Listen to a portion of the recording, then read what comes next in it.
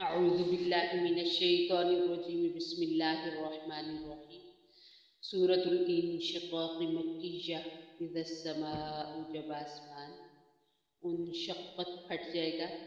وآذینت اور آسمان کان لگائے ہوئے ہے لربہا اپنے رب کے حکم کی طرف وحقت اور آسمان اسی لائق ہے کہ وہ ہر وقت تیار رہے اپنے رب کے حکم کے لیے وَإِذَا الْأَرْضُ اور جب زمین مدت پھیلا دی جائے گی وَأَلْقَتْ اور زمین ڈال دے گی ما جو کچھ فیہا زمین میں ہے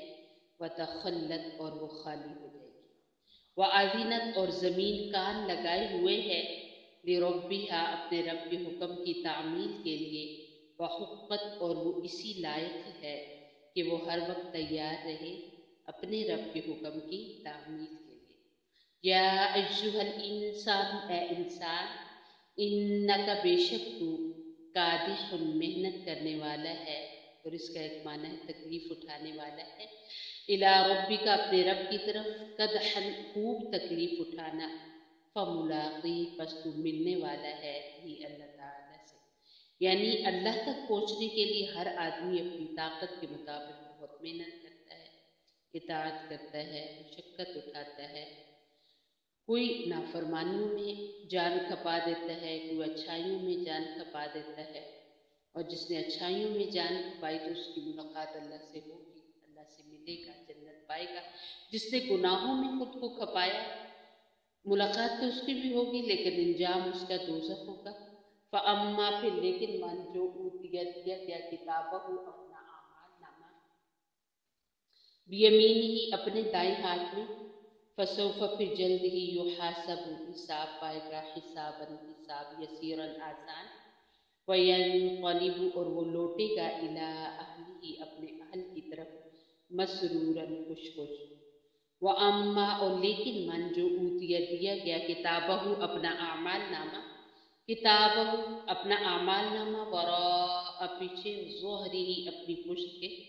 یعنی پیٹھ کے پیچھے سے بائیں ہاتھ میں اس کا رجسٹر اس کو پکڑایا جائے گا اور گویا یوں بھی علماء کہتے ہیں کہ ایسے نافرمان کا چہرہ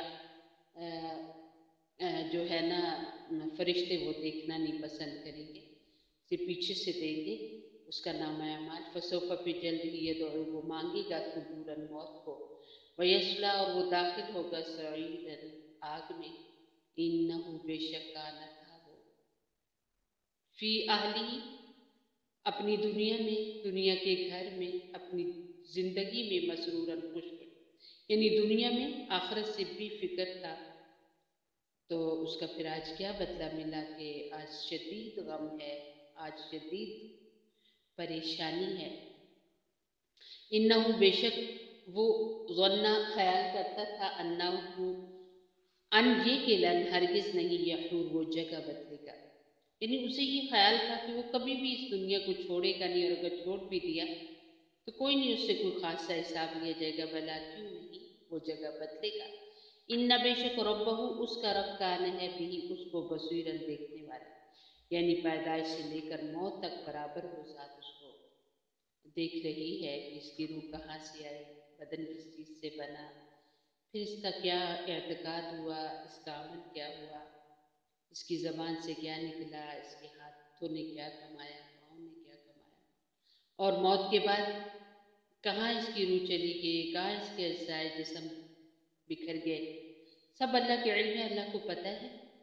فلا اقسم پس میں قسم کھاتا ہوں بالشفق شام کی سرخی کی واللیلی رات کی قسم وما اور اس چیز کی قسم جو وسق سمٹا یعنی دن میں لوگ روزی تلاشتے ہیں جانور اپنا کھانا پینا تلاشتے ہیں اور شام کو ہر کوئی اپنے ٹھکانوں کی طرف آ جاتا ہے والقمری چاند کی قسم عزت تسق جب وہ مکمل ہو جائے یعنی 14ویں رات کا چاند جو اپنی حد کمال کو پہنچ جاتا ہے لترکبن اتنی قسمیں کھا کر اللہ تعالیٰ نے بتایا کہ ضرور تم بدلو گے توبقن ایک حالت سے عن توبقن دوسری حالت پر یعنی تم ایک جگہ سے دوسری جگہ ضرور جاؤ گے یعنی دنیا کی زندگی میں مختلف دور ہیں نا